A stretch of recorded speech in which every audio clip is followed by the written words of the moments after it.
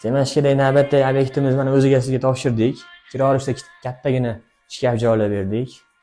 Xo'p, yotoqxona. Yotoqxonaga ham neobычный uslubda tayyorladik. Ikki yonboshda shkaflar, bu yoqda shkaf, grimovlari sensor chiroqda ishlaydi. Xo'p, mana bu matraslari ham 7 yillik garantiyali matraslar qo'yilgan.